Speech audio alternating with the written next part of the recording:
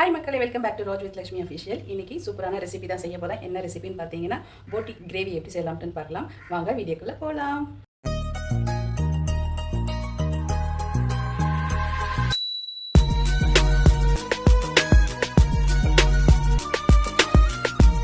போட்டி வந்துட்டு நம்ம வந்து நல்லா க்ளீன் பண்ணி எடுத்துட்டோம். இதை க்ளீன் பண்ணுறது வந்துட்டு ஷார்ட்ஸில் நான் போட்டுருக்கேன். இப்போ வந்துட்டு இது எப்படி செய்யலாம்னு பார்க்கலாம். இங்கே பாருங்கள், எந்த அளவுக்கு க்ளீனாக வந்து வாஷ் பண்ணி வச்சுருக்கேன் பாருங்கள்.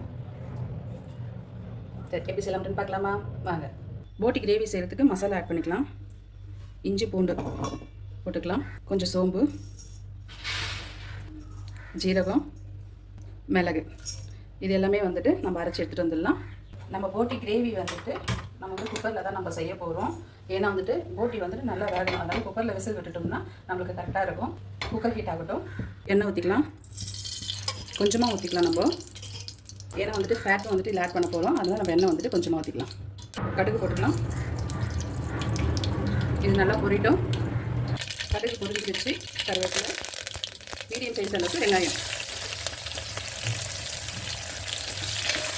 வெங்காயம் வந்துட்டு நல்லா பொன்னிறமாக வந்து வதக்கி விட்டுக்கலாம்.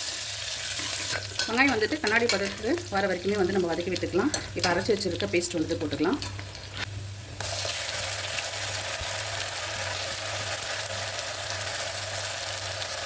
ரா ஸ்மெல் போகிற வரைக்குமே நல்லா வந்து வதக்கி விட்டுக்கலாம்.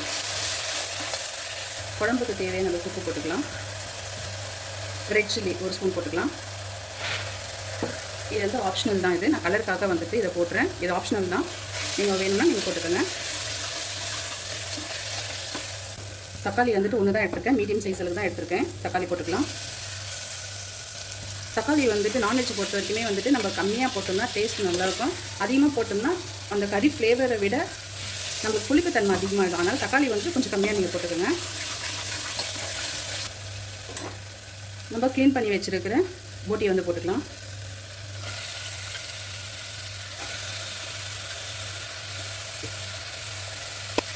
இது நல்லா மிக்ஸ் பண்ணி விட்டுக்கலாம்.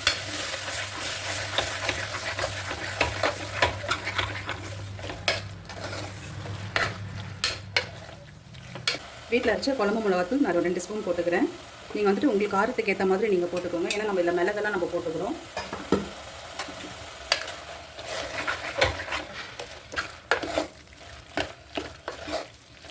இப்போ வந்துட்டு இந்த ஸ்டேஜில் வந்து நம்ம ஃபேட் போட்டுக்கலாம்.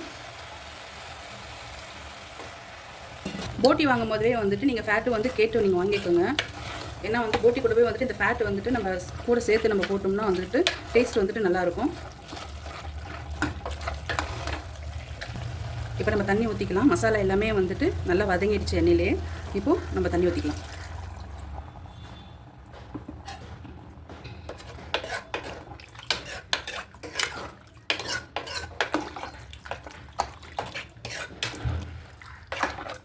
தண்ணி வந்துட்டு இந்த அளவு போதும் நம்மளுக்கு. இந்த ஸ்டேஜில் வந்துட்டு உப்பு காரம் எல்லாமே நம்ம பார்த்துக்கலாம். எல்லாமே ஓகேவாக இருக்குது. நம்ம வந்துட்டு மூடி போட்டுடலாம். மூடி போட்டுடலாம். 7 விசில் வரட்டும். எல்லாமே ஃபுல்லாக போயிடுச்சு. இப்போ இதை ஓப்பன் பண்ணிடலாம்.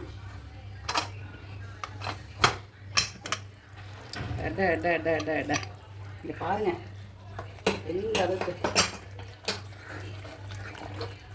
நீங்கள் நினைக்கலாம் என்னம்மா இது இவ்வளோ ஆயில் இருக்கே அப்படின்ட்டுன்னு. உங்களுக்கு ஃபேட் வந்துட்டு வேணும்னா நீங்கள் போட்டுக்கோங்க. கடையில் வாங்கி நீங்கள் கேட்டுக்கோங்க. அப்படி வேண்டாம் அப்படின்னா அதை நீங்கள் ஸ்கிப் பண்ணிவிடுங்க. இந்த ஃபேட் போட்டிருக்கிறதுனால தான் நம்மளுக்கு வந்துட்டு இந்த ஆயில் வந்துட்டு அதிகமாக இருக்குது. நம்மளுக்கு சாப்பாடெலாம் போட்டு பிசைஞ்சு சாப்பிட்டோம்னா கரெக்டாக இருக்கும்.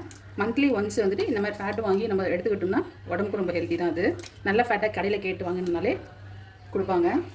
மந்த்லி ஒன்ஸ் இதெல்லாம் சாப்பிட்லாம். டெய்லி சாப்பிட்டாதாங்க உடம்பு ரொம்ப கெடுதல். மாதத்துக்கு 1 நாள் தாராளமாக வாங்கி சாப்பிட்லாம்.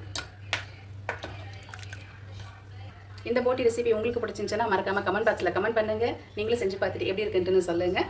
நெக்ஸ்ட் வீடியோவில் பார்க்கலாம். நம்ம Roj with Lakshmi official channel மறக்காமல் சப்ஸ்கிரைப் பண்ணிவிடுங்க. Bye, take care, love you all.